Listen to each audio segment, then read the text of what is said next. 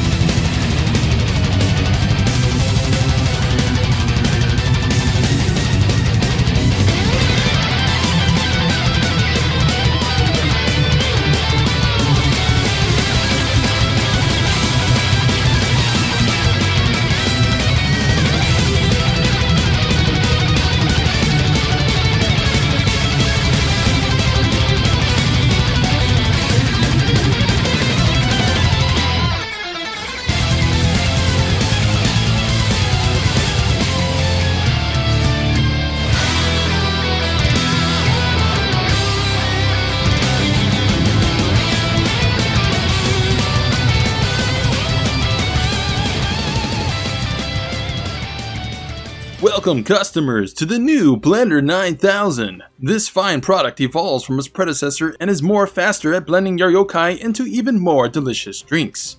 All clips shown were with level sync on, and I even display my stats so you can see that there's no trickery going on. Our products at Poir Gaming are 100% legit. This blender now features a turbo feature for those finicky boss fruits that take too long to mash up normally. However, it still uses our premium feature of Windstorm to smash smaller yokai in under 2 spins. So grab your yokai and enjoy the delicious drinks made from the new Blender. That's right, boys and girls, I'm bringing back the Blender for Nioh 2. This is a lightweight dual swords build that melts things without the finickiness of Sign of the Cross. This is an endgame build, however, if you're on your first playthrough, you can mimic this playstyle and damage by using 5-piece Tosa, Tengen, and the best blades you can find alongside melee vs poison on accessories. However, Tosa isn't available until region 5 in a side mission, A Message from the Deceased, so unless you get lucky with drops, just use another full set with melee damage beforehand. But the final product, the Blender, is this. Full Tosa with 3-piece Yara, 1-piece Tokichiro, and Bloodstained Cleavers. The Tosa set is equal in damage to Kingo, except you don't need to go behind the enemy to receive the 15% damage boost, which is great for Windstorm as it's one of the best and fastest moves in a game that is strong, it breaks yokai horns, which are usually on the front, and has hyper armor, thus promoting you to trade with enemies. Fishing for the back isn't worth it if you're not one-shotting as it loses you kill time, and in fact, some bosses just straight up rotate in some animations that don't allow you to hit them from the back. So Tosa is superior, minus the final blow damage. The catch is, you can only use one skill per stance with Tosa. However, many people often just use one skill over and over, so it isn't a big deal. You can still do normal attacks, and 3 stances means you can have 3 different skills. But a new feature to the Blender is Water Sword. Water Sword absolutely melts bosses, unlike Windstorm, especially yokai bosses. But both skills are high stance. So, how do you get both? Well, the skill customization menu allows you to save presets for skill setups. So simply press left thumbstick and that brings up a list of saved skills. And then you save one for Water Sword for bosses and then one for Windstorm for clearing levels. It's an easy swap that takes about as much time as using a couple buffs, so it shouldn't be a hindrance. The main reason you want to do this, however, is because I use Raging Strike with Water Sword. In the montage, you should notice my health drains almost instantly with Water Sword. It's because of Raging Strike, giving your skill a 20% damage boost in exchange for life. This is also a way to get into critical, but the drain can't kill you, so unless you get hit, you'll live. But what you want is one saved preset for Rage Water Sword and one saved preset for Windstorm without Rage for safe clearing. And you can switch between the two anytime during a stage. I like Windstorm with Reckless Slice for the extra 10% damage. I was using Fanatic set with the Water Sword, however, I figured the damage was fine enough to where I'd want Windstorm to be more consistent and not over rely on critical. Thus, this is the final setup. And between full Fanatic or Moon Prayer and this, it's about 5% damage loss at most, so there's no real benefit to going critical, especially in normal levels where there's ranged dudes everywhere that can hit you and kill you, and enemies have hyper armor on some attacks. You're just going to die too often without some nullified damage effect, which there is none outside of a conditional clan. But let's cover gear stats to temper for. I chose Cleavers since they have a bonus effect giving you increased melee damage to enemies out of key, which doesn't conflict with the damage stat. No other weapon has this, so this is max damage potential. You can get these cleavers from the cleaver-wielding Namahage. You want change to attack heart, poison accumulation, and key consumption reduction for more blending action. Life Drain helps with using Windstorm safely, but as you saw, it is pretty useless to combat Raging Strike health loss. Remodel your cleavers to have 2 A scalings, one in heart and one in skill. Which to do this in remodeling, you press triangle on one specialization and then X on another, and that should get you 2 A's. Second weapon, you want the Yata Sword for the 3-piece Yatagarasu set, which is 5% melee damage compared to 4% from West or Takichiro. You also get dodge key reduction, so it's the best 3-piece. Range weapons, you want Raven and West. Raven should have equipment lightness AA, which is a rarer stat than the standard A. Just keep tempering until you find AA-. This gives slightly more damage than agility since we're A agility. Armor, 4-piece Tosa, 1 Yata. You can get the Tosa smithing text from William. But why not the Snake Coil Helmet project? It's because the Snake Coil Helm can't get skill damage on it. And as you can see, all my gear has skill damage inheritables. The day this comes out, I'll be sharing Water Sword inheritables on my Discord, so join the Discord in the description if you want a chance at getting these. But there's like a 7% difference between Snake Coil and skill damage, except DPS wise, skill damage is more since by the time you apply poison on most enemies, you would have done more damage with skill damage. Especially true for enemies who die too fast before you can even apply poison. Do note though, I recommend 3 Water Sword, 2 Windstorm total on armor. Only got 1 Windstorm from Gloves normal temper, but I think Water Sword damage is fine enough, but Windstorm could use 1 to 2 more to help one-shot more mobs. A 170 plus 10 weapon will make up the damage loss of losing that 4th Water Sword inheritable. Get gold attack inheritables on all your armor, and you're pretty much good. Rest of the stats are mostly irrelevant, but I favored key and running speed, as well as the purple effects on waist and boots. Also try to get life recovery on chest. Useless for Water Sword, but it's still pretty great for Windstorm to combat the fact that you'll be taking more damage than heavier builds. Accessories, Yasa and Tokichiro.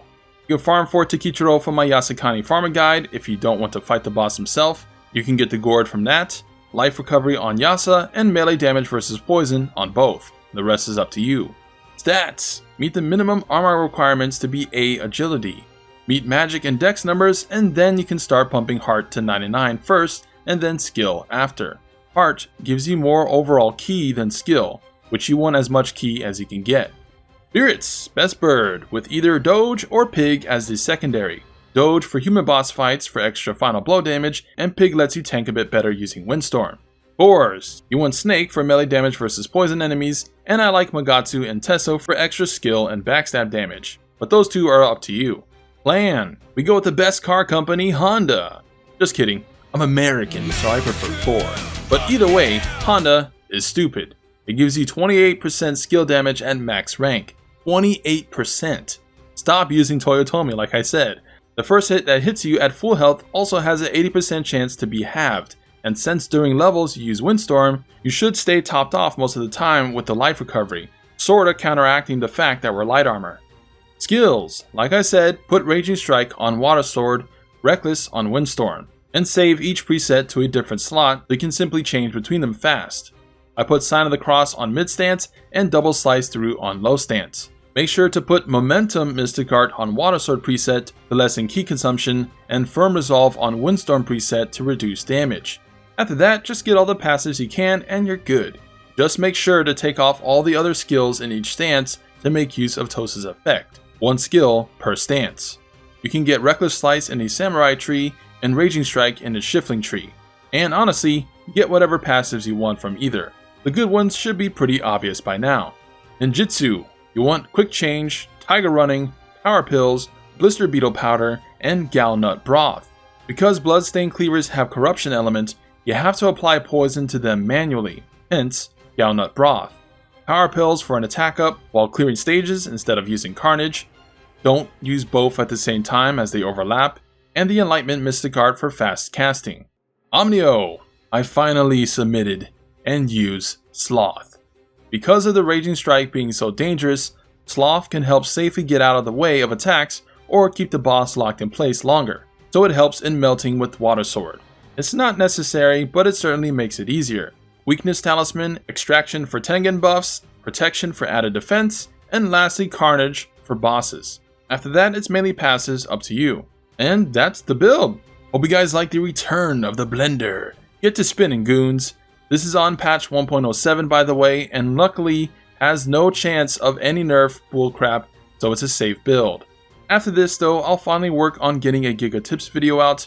I delayed it long enough, so builds will be put on a minor halt.